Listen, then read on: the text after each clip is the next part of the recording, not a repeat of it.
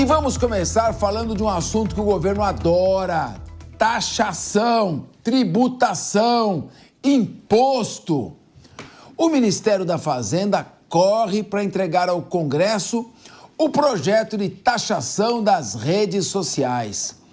A pasta de Fernando Haddad espera arrecadar de 4 a 5 bilhões de reais com a medida. A ideia da taxação das Big Techs é recompor o caixa do governo. O déficit está grande, hein? As plataformas alegam que já são tributadas no Brasil quando fecham contratos de publicidade, por exemplo. E, claro, criticam a medida. A área econômica trata o tema com cautela, para que a medida não seja usada para embates políticos ou desgaste o governo. Meu querido Guilherme Mendes, explica pra gente. Agora vamos pra cima também das redes sociais. Não basta controlar, é preciso taxar? Não, boa tarde, Capês, amigos da bancada, você aí de casa da nossa audiência. Não, controle nunca houve. Aliás, as Big Techs e as redes sociais são a verdadeira terra de ninguém, né? Haja visto que a gente tem visto mundo afora, nenhum governo conseguiu, de forma minimamente organizada, colocar limites em grande parte das mensagens que são colocadas ali e que não acrescentam em nada para a coletividade, para a sociedade. Agora, taxar é importante, por quê?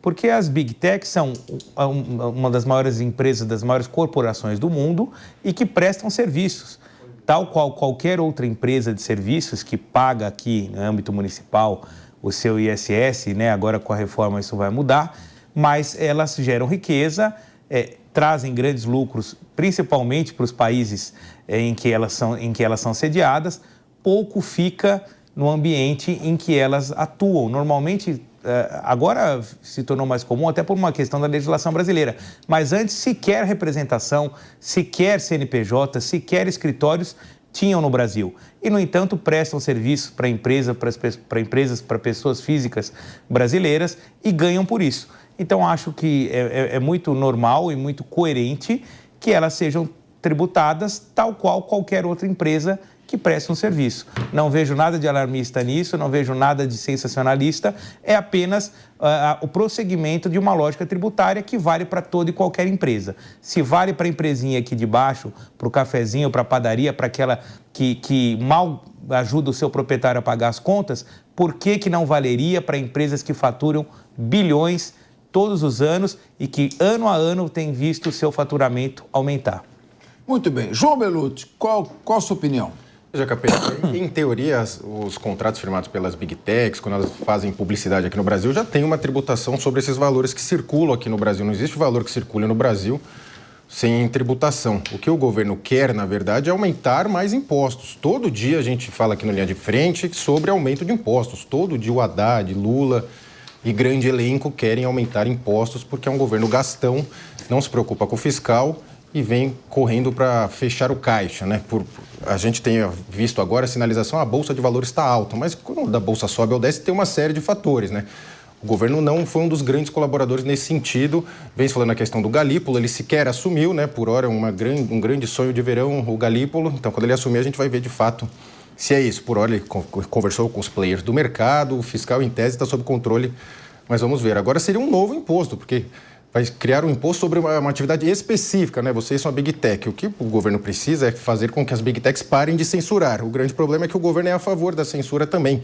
O Mark Zuckerberg recente admitiu que censurou diversos temas, censurou a questão do laptop do Hunter Biden durante a campanha eleitoral Donald Trump versus Biden, que era um tema quentíssimo, envolvendo vários assuntos polêmicos, e ele admitiu que, a pedido do governo, por pressão do governo, teve que censurar, colocar no algoritmo ali para diminuir a entrega. Então, essas Big Techs já praticam censura, têm todos os nossos dados, que é uma coisa perigosíssima, usam nossos dados contra nós mesmos, ficaram nos empurrando o consumo. Agora, não vejo que aumentar o tributo seria a solução. O que se lamenta é que esse governo, a única solução é aumentar tributo, Cabeça. Meu querido Henrique Kriegner, qual, em primeiro lugar, a sua opinião sobre a taxação das Big Techs, se você é a favor ou contra, e essa questão mais ampla de que o governo continua gastando, o déficit fiscal vai se aprofundando e a única solução de poder tentar se aproximar da meta inatingível do déficit zero é aumentando a carga tributária. Até quando vamos ter que pagar essa conta? Essa é a grande pergunta, Capês. Boa tarde aqui aos colegas de bancada também, todos que nos acompanham hoje.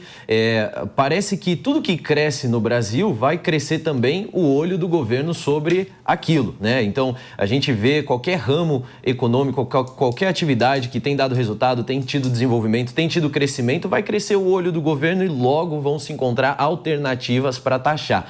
Quem dera o governo brasileiro fosse tão eficaz e tão rápido também em encontrar alternativas para a segurança pública, para o saneamento básico, para a geração de empregos e para uma série de outras ações. É rápido na hora de taxar, mas é muito devagar na hora de entregar resultados que são feitos, que poderiam ser feitos com essa taxação toda. Nós já estamos caminhando para ser um país, nós já somos um país que paga muito imposto, estamos caminhando cada vez mais para alcançar a liderança no mundo nesse sentido. E é importante lembrar também qual é a alternativa dessas plataformas, principalmente aí nas redes sociais. A alternativa é fazer como o X, o antigo Twitter, fez. Sair do país, obviamente saiu por outras razões, como o João citou aqui, a questão da censura que acontece no Brasil. Mas a alternativa é sair do Brasil. Fecham-se as operações nacionais, fecham os escritórios, manda embora a equipe inteira, mas continua operando normalmente, como se nada tivesse acontecido. Então, diante disso, será que vale a pena a gente continuar batendo nessa tecla? Já está errado, porque é mais uma tentativa do governo para tapar o rombo que ele mesmo está causando. E, em segundo lugar, vai fazer com que essas empresas vão embora, fechem seus escritórios, gerem desemprego, diminuam seus contratos publicitários, inclusive com próprias empresas nacionais, e então, mas continuem mantendo as suas operações. Essa é a consequência natural disso tudo. E, mais uma vez, um desastre para a economia brasileira. Davi Andrade, o ex-presidente saudoso, o presidente Ronald Reagan dos Estados Unidos, costumava dizer o seguinte, que o melhor programa social é o emprego. Você tem que medir a eficiência do programa social não por quantas pessoas ele atende, mas por quantas pessoas conseguem sair dele. Exato. E para isso tem que reduzir a tributação, para você estimular o crescimento econômico. Onde a gente vai é taxa, é taxa, é taxa, é imposto, imposto, imposto. Eu queria que você fizesse uma avaliação com relação a isso. Professor Capês, boa tarde a todos aqui da mesa, um prazer sempre, uma honra.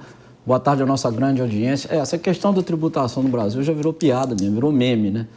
Vejam, o Brasil bate recordes sucessivos de arrecadação. No acumulado desse ano, Capês, até maio, o Brasil arrecadou mais de um trilhão de reais em tributos, né? Bateu recorde histórico, é um aumento comparativamente ao mesmo período do exercício anterior de quase 9% de aumento real na arrecadação tributária no país. Aumento real. Então, nós temos uma carga tributária muito mal dimensionada e é isso que você disse, Capês. O governo insiste em tentar cobrir o déficit público por aumento de tributos. No caso das Big Techs, é aumento de tributo mesmo, porque, como muito bem disse o João, essas empresas sediadas no Brasil já são tributadas como qualquer outra, né? Pagam imposto de renda, pagam contribuição social, pagam PIS e COFINS, pagam todos os tributos que qualquer outra empresa paga. O projeto do governo é criar uma nova contribuição ou fazer incidir sobre essas atividades uma chamada contribuição sobre intervenção do domínio econômico, CID, tributo novo. As empresas já são tributadas aqui, as receitas que aqui transitam, as receitas, o faturamento dessas empresas, o lucro, já é tributado. Então, é tributo novo mesmo, né? Então, vai mais um capítulo daquela novela que a gente já conhece, né? Déficits públicos acumulados, né? O governo gera déficits públicos um atrás do outro e a tentativa vã de cobrir esses déficits através de aumento de tributos. Não vai dar certo essa fórmula, né, Capês? É uma fórmula fadada ao insucesso, porque quando aumenta-se a carga tributária, diminui-se a atividade econômica. Diminuindo-se a atividade econômica, diminui-se a arrecadação tributária. É uma fórmula que é a fórmula do insucesso. Mas o governo não percebeu isso ainda. O governo continua querendo perseguir, como você muito bem disse, Capês, o mito do déficit zero com a arrecadação tributária. Isso não vai acontecer, não vai dar certo. A sociedade está cada vez mais pressionada por uma carga tributária excessiva, sem precedentes, né? E que tem gerado uma reclamação de todos, né? O governo tem que mudar a fórmula, essa não vai dar certo. É uma característica dos governos de esquerda, em primeiro lugar, a centralização. Ou seja, um governo forte, um poder público forte, inchado, com empresas, e um setor particular, privado, fraco. Empresários fracos, governo forte. Com isso, você tem uma arrecadação tributária muito forte, muito grande, os empresários expoliados, as pessoas não têm emprego, o governo, então, com esses recursos, faz programas sociais e assim vai caminhando em direção ao déficit fiscal, ao déficit econômico. Assim ocorreu na União Soviética, assim ocorreu na China de Mao Tse-tung, e é por isso que, mais uma vez, invocando, hoje eu estou inspirado no Ronald Reagan, ele dizia o seguinte: você pergunta se um sujeito é comunista, ele vai dizer, é porque eu li Marx e Engels. E se você pergunta para um sujeito que é anticomunista, ele vai dizer, é porque eu entendi Marx e Engels. Vamos ao próximo assunto. E o governo federal autorizou que os sindicatos passem a receber uma fatia do FAT, uma fatia do Fundo de Amparo ao Trabalhador. Em crise financeira, desde a extinção do imposto sindical em 2017, já faz 7 anos, hein? Que beleza, parabéns por essa medida. Agora a medida foi vista como uma forma do Planalto dar uma sobrevida aos sindicatos. Na prática, sindicatos e centrais sindicais, esses que param o trânsito nas avenidas, nas ruas com bandeira vermelha, poderão administrar projetos do Sistema Nacional de Emprego, lá do Ministério do Trabalho. Além, é claro que é o mais importante, receber as emendas parlamentares. Tem 50 bi de emenda aí para fazer a festa. Só neste ano, o fundo terá 107 bilhões de reais vindos da contribuição descontada na folha de pagamento dos trabalhadores. Deixa esse dinheiro para os trabalhadores. O FAT é administrado por um conselho presidido pelo ministro do Trabalho, Luiz Marinho, e tem 6 representantes de ministérios do governo, 6 das centrais sindicais e mais 6 de confederações patronais. Ei, Guilherme Mendes, como é bom ter sindicato à vontade, sindicato remunerado, né? Tem um bom salário lá, né? Tem um cabidão de emprego. Me conta um pouco. Fala um pouco desse fato, se você é a favor ou não. Eu sou a favor, acho que os sindicatos eram muito importantes no início do século XX, logo após, na segunda fase da Revolução Industrial, quando os trabalhadores eram espoliados, esmagados pelo capital. Você sabe que na cidade de Manchester, ali na metade, lá para meados do século XIX, a expectativa de vida do trabalhador era 17 anos, em Liverpool, 15 anos. Era praticamente um trabalho escravo mascarado de trabalho assalariado. Aos poucos, com a reestruturação dos direitos trabalhistas, as conquistas, isso não acontece mais. Então, os sindicatos são importantes para quê? Eu acho que são importantes, tem gente que defende os sindicatos, mas eu queria ouvir de você, porque eu vejo eles muito nas ruas, às vezes, quando tem manifestações. Queria ver no que eles estão fazendo de útil para os trabalhadores que perdem ali uma fatia do seu salário nessa contribuição. Conta pra gente, Guilherme. Os trabalhadores não perdem, eles perdem direitos quando eles não têm sindicatos para os defender. É o que acontece atualmente no Brasil depois da reforma sindical, que tomou o pior dos caminhos. Qual foi? O sufocamento das entidades sindicais, sem a possibilidade de uma da medida que é importantíssima, seguindo o modelo americano, que é o modelo da pluralidade sindical. Aqui no Brasil, a reforma trabalhista veio para acabar com o movimento sindical. Porque uma coisa é você dizer o seguinte, olha, eu não cobro imposto sindical, ou seja, não exijo que o trabalhador dedique lá um dia de trabalho durante o ano para financiar uma entidade sindical, mas, em contrapartida, eu permito que várias entidades sindicais representando uma mesma categoria possam atuar e aí o trabalhador vai escolher livremente se ele quer contribuir e para que ele quer contribuir. É o que acontece nos Estados Unidos. Você tem diversos sindicatos defendendo interesses de uma mesma categoria. E aí o trabalhador escolhe aquele livremente que melhor o defender, que tiver melhores ideias, melhores propostas, mais engajamento, mais representação no Congresso. Aqui no Brasil, não. Não se permitiu a pluralidade sindical e se tirou a forma de custeio da unidade sindical, ou seja, que era o imposto. O que acontece hoje? Os sindicatos praticamente desapareceram. Estão aí com seríssimos problemas financeiros, porque fala-se em criar imposto, vem esse frenesi que a gente viu aqui agora com as Big Techs. E o movimento sindical precisa viver de alguma coisa. O trabalhador não tem opção, porque se ele não pode escolher a melhor proposta, porque só existe uma entidade para representá-lo, e essa entidade também não pode cobrar por essa representação, quem paga essa conta? Quem paga essa conta é você. O Capês está falando aqui, não, as condições de trabalho hoje em dia não são iguais. Não é bem assim. A gente cansou de ver aqui casos de trabalho escravo no Sul, com terceirizadas produtoras de vinho. Em Minas Gerais acontece direto e trabalho similar à escravidão. E você que está em casa, meu amigo, você olha o teu olerite. Olha o teu patrão, você está feliz com a tua condição de trabalho? Em parte isso acontece porque você não tem ninguém que te represente, não tem ninguém que brigue. E se você quiser ir lá perguntar quanto foi arrecadado 10% do restaurante, o porquê que veio o desconto no teu olerite, sabe o que vai acontecer? Você vai receber um bilhete azul, porque quem questiona é premiado com a demissão. Ou então, quando uma proposta não é indecente, que você seja um trabalhador normal, mas receba por PJ e todas essas ficções jurídicas que hoje foram criadas para desestimular a formalidade dos trabalhos. A reforma sindical foi um assinte, foi uma catástrofe e lembro muito bem, não, ela vai vir e vai gerar milhões de empregos. O desemprego aumentou. O desemprego aumentou, a informalidade aumentou e a reforma sindical serviu para quê? Para desmantelar os sindicatos. Nesse aspecto, ela foi extremamente competente. Eu queria uma análise do Henrique Kriegner diante de algumas coisas que eu acho que eu entendi do Guilherme Mendes. Primeiro, com o fim dos sindicatos em 2017, explodiu o trabalho escravo. Ou seja, quando tinha os sindicatos, não tinha trabalho escravo. Agora não tem. Falou em Minas ainda. Hã? Não falou de Minas Gerais. Mais tem. Então, me deixou estressado. Segundo, ele disse que com o fim dos sindicatos aumentou o desemprego. Não. A reforma sindical. Com a reforma sindical.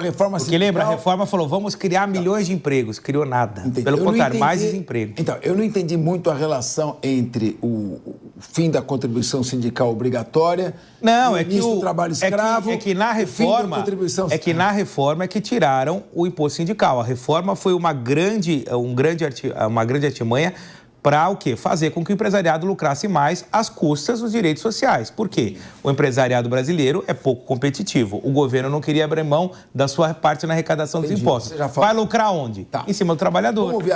Vamos ouvir agora o Henrique Kriegner. Você já teve sua oportunidade. Não, só é que você está falando... Eu fiz algumas interpretações e você me corrigiu. Mas eu queria perguntar o seguinte... Com a vinda do trabalho mecanizado cada vez mais, substituindo a força de trabalho, eu tenho notado que aquelas greves que ocorriam no início dos anos 80 não ocorreram mais, porque o sucedâneo é ou a empresa quebra ou ela adota o trabalho mecanizado. Então, se você começa a colocar muitas contribuições, muitos impostos, você acaba prejudicando o próprio trabalhador, porque ela vai acabar cortando o emprego. Porque não existe almoço grátis, já dizia o Milton Friedman. Eu queria ouvir você, se você concorda com o Guilherme Mendes, que os sindicatos fazem muita falta para a geração de emprego, desenvolvimento econômico, combate ao trabalho escravo. De jeito nenhum, Capês. Os sindicatos não fazem falta nesse sentido, especialmente porque as denúncias de trabalho escravo no Brasil e o trabalho, o combate aí ao tráfico de pessoas para fins de exploração laboral e todos os outros crimes dessa categoria, elas são feitas por organizações da sociedade civil que atuam nesse quesito especificamente, não por sindicatos. Na verdade, o que a gente vê na prática é que os sindicatos são organismos políticos, de organização também político e partidária, que atuam muito mais na pressão para pautas que são são de interesse da liderança desses sindicatos, não necessariamente dos trabalhadores. Os trabalhadores são pouco informados quando o assunto é sindicatos sobre todas as negociações e mobilizações que são feitas por detrás. Acho que, Capês, tem um problema sério aqui, que é um problema cultural. Essa crença de que o dinheiro público ele é melhor investido, na verdade, o dinheiro do trabalhador ele está sendo melhor aplicado quando na mão do governo. O que não é verdade. O dinheiro do trabalhador, ele rende mais e é melhor aplicado quando ele permanece na mão do trabalhador, respeitando a vontade individual do trabalhador de onde aplicar esse recurso. Então, se todas as organizações da sociedade civil que nós temos no Brasil, que fazem um trabalho belíssimo na assistência social, na defesa de direitos, na defesa de todas as questões urbanas e rurais que a gente vê também, se são organizações que precisam levantar seus próprios sustentos, por que é que os sindicatos têm a benesse de permanecer ali recebendo dinheiro público e agora recebendo mais uma fatia, vindo agora do Fundo de Amparo ao Trabalhador, uma fatia que vai ser gorda, e também de emendas parlamentares. Isso é para mobilização política. Então o discurso aqui não é pensando, de novo, no bem do trabalhador, infelizmente. O discurso permanece em como é que nós vamos sustentar uma base de cabos eleitorais que servem uma função específica de 2 em 2 anos no período de eleição. Davi Andrade, eu acho que o Kriegner foi no ponto. Guilherme Mendes está, com todo respeito, cada um tem sua opinião, mas está com muita poesia, o sindicato lutando pelo crescimento econômico, não sei o quê. E, na verdade, o que acontece é o seguinte, a reforma sindical de 2017 tornou a contribuição facultativa. É isso que eu ia falar. Antes ela era obrigatória. Não acabou com o sindicato nenhum. Paga quem quiser. Paga quem quiser. Isso. E é óbvio, numa democracia assim tem que ser. Paga quem quiser. Quem não quiser pagar, quem não quiser contribuir, quem não quiser se associar, não é obrigado a se associar. Então eu pergunto a você, meu querido Davi Andrade, o Guilherme tem essa técnica de interrupções. Não é técnica, não vou entrar na dele, não. Eu quero ouvir agora, é a vez de falar, do meu querido amigo Davi Andrade. O Henrique falou, o que é isso? Agora, já que o trabalhador não quer contribuir e diminuir a arrecadação, porque antes tinha arrecadação porque ele era obrigado a pagar contra a vontade. Agora que o trabalhador não quer pagar, estão arrumando um jeitinho de financiar. Para que será? Será que é para fazer mais greve, para mobilização, quando precisar encher algum tipo de manifestação de rua vazia? Um jeitão não, um jeitinho não, né, Capês? Um jeitão. Porque nós estamos falando de um patrimônio, no fato, de mais de 500 bi, gente. Nós estamos falando de emendas parlamentares que também vão poder financiar esse arranjo de mais de 50 bi. Então, nós estamos falando de um total de 550 bi à disposição aí na mesa para os sindicatos acessarem. Essa ideia de que o sindicato é necessário é uma ideia lá do começo do século passado, da Revolução Industrial, que o trabalhador é um hipossuficiente. Gente, nós estamos no século XXI. Na era da inteligência artificial, nós vamos ficar tratando empregado, trabalhador, como um pobre coitado, que precisa ter por trás dele uma camarilha recheada de recursos públicos, né? Eu indago, seria importante perguntar para o trabalhador o que ele prefere. Ele prefere esse FAT no bolso dele ou ele prefere esse FAT financiando os sindicatos nesse arranjo aí dos Cines? Que, aliás, eu nunca vi um negócio tão despropositado da minha vida, gente. Alguém aqui já viu um Cine funcionando?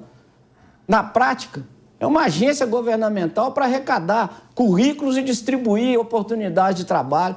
Gente, no século XXI, eu preciso que o governo crie uma agência de trabalho.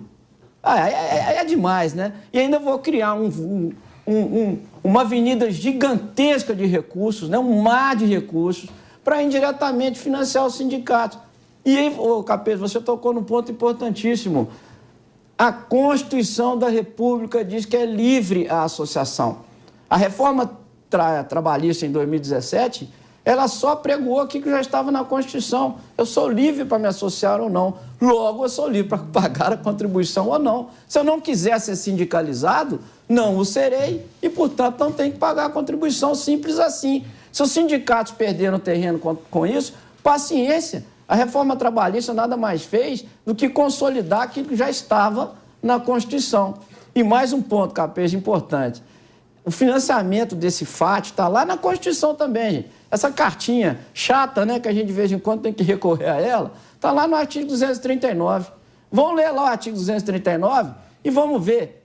Pelo menos eu aqui, não consigo enxergar da leitura do artigo 239 nenhum cheque em branco para os sindicatos acessarem esse recurso para administrar esse tal Cine. Então, de todo lado que eu olho essa história, viu, Capês, não fica de pé para mim esse projeto do governo. Viu? Ô, João Belucci, Quando, em 2017, querido, acabou a contribuição sindical obrigatória, sindicato que funciona, sindicato que trabalha, sindicato que representa o trabalhador, continuou recebendo a contribuição, porque o trabalhador via nele um aliado, alguém que o ajudava. Sindicato que nunca fez nada, que não faz nada, que só serve para fazer greve, para parar a rua, esses pararam de receber. Ou seja, nada mais justo e constitucional do que o trabalhador contribuir se ele quiser.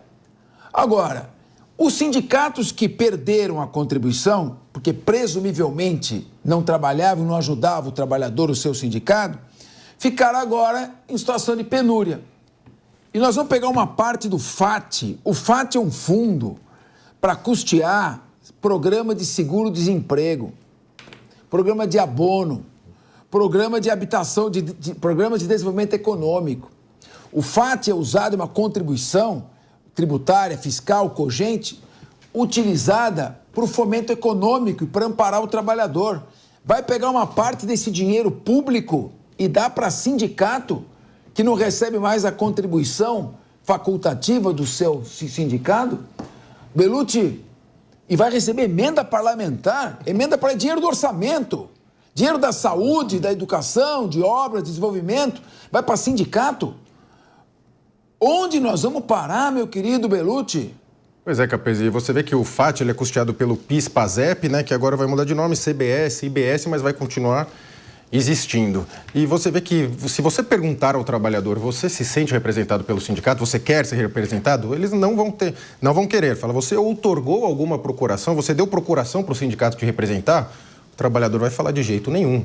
E anteriormente, a reforma trabalhista, né, era muito difícil você revogar essa contribuição obrigatória. Você tinha que ir lá no sindicato, pegar fila, fazer requerimento, e era dificultoso, por isso que ela era obrigatória. E você vê que os sindicatos eles fazem parte desse cinturão do atraso que franquearam a volta do Lula e dessa ideia antiga, né, de tocar a máquina pública, além dos ingênuos, vamos colocar assim. Muita gente que apoiou o Lula sabendo que era o Lula, mas que dessa vez ele não seria o Lula, né? Então foram esse cinturão do atraso, mas os ingênuos, vamos colocar assim. Agora é importante mencionar que não existe nenhum direito trabalhista que não seja retirado do salário do trabalhador. Todos os direitos trabalhistas são retirados do salário do trabalhador para depois voltar para ele. Ele vai para o governo para depois, de alguma forma, voltar pior. Vide o exemplo do FGTS. O governo tira uma parte do seu salário, aplica num valor que rende menos do que qualquer outro fundo que o trabalhador pudesse aplicar e depois te devolve lá com muitas dificuldades.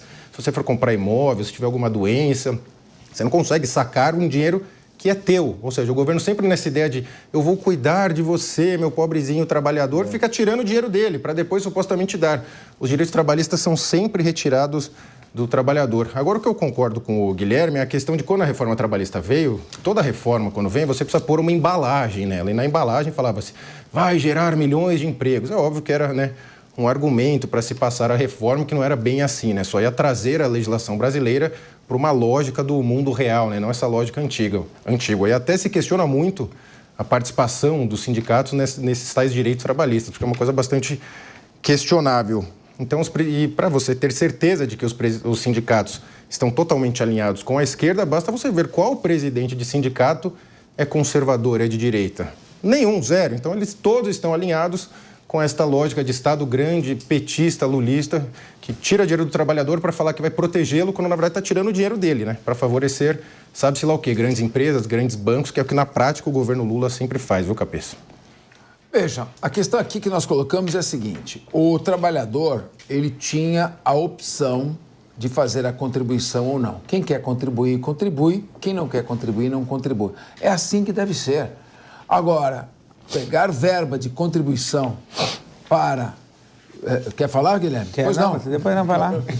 Você pegar uma verba de um tributo que tem uma finalidade específica de amparar o trabalhador durante o seu período de desemprego e sustentar um sindicato cujos sindicatos não querem pagar, eu acho que pode até ser passível de uma inconstitucionalidade. Acho que o Congresso tem que analisar isso aqui também. As entidades legitimadas para ingressar com a ação declaratória de inconstitucionalidade têm que verificar isso.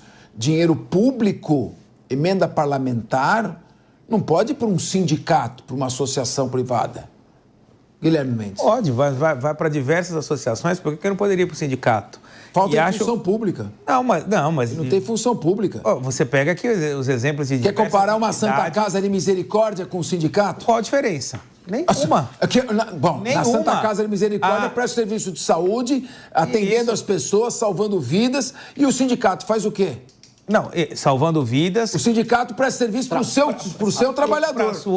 Para toda a coletividade, porque, veja, quando você defende o direito de uma categoria de trabalhadores, você está defendendo o direito da coletividade. E eu vi o Davi falando aqui, eu falei, bom, ele está falando da Suíça, ele não está falando do Brasil, né? Por quê? Quando você tem num país, em dados de maio agora desse ano, 12 milhões de pessoas que sequer têm condição de ler um bilhete mínimo, ou seja, analfabetos. Falar em livre negociação, falar em liberdade de transacionar um contrato de trabalho, ganha áreas de anedota. Como é que uma pessoa que não sabe sequer ler vai ter condição de negociar a condição de trabalho com o empregador? E essas 12 milhões de pessoas trabalham. Elas trabalham. E aí eu pergunto, quem defende o interesse delas? Quem defende o direito delas? Ninguém. Porque elas não têm mais pai e mãe para ler o contratinho para elas. E se tivesse, também era analfabeto. Então, alguém tem que fazer esse papel. Aí, o Deus é importante. Faz isso, faz. E sabe o que o sindicato faz mais? E vai proteger o sindicato faz mais. Os pobres coitados. Ele oferece assistência jurídica, ele oferece assistência médica, ele oferece assistência odontológica. E digo mais, se fosse tão ruim, a sociedade americana, que é a sociedade que mais tem sindicatos. Você veja lá, vocês estão falando de países alinhados ao socialismo, de esquerda. Os Estados Unidos é um país socialista.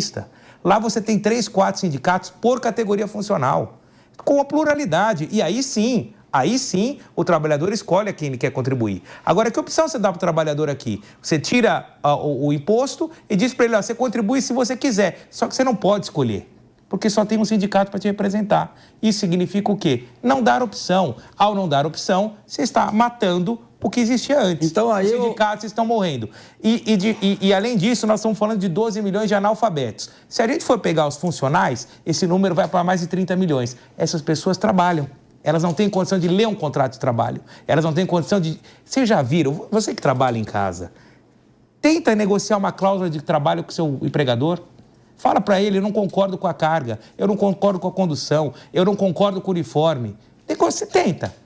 Tenta, mas já quando você tiver com outro emprego, porque esse você vai perder. Guilherme, mas você está trabalhando com a ideia... Davi Andrade, então, você está falando, só para fazer esse contraponto, para a gente já mudar para outro assunto, que já estamos virando.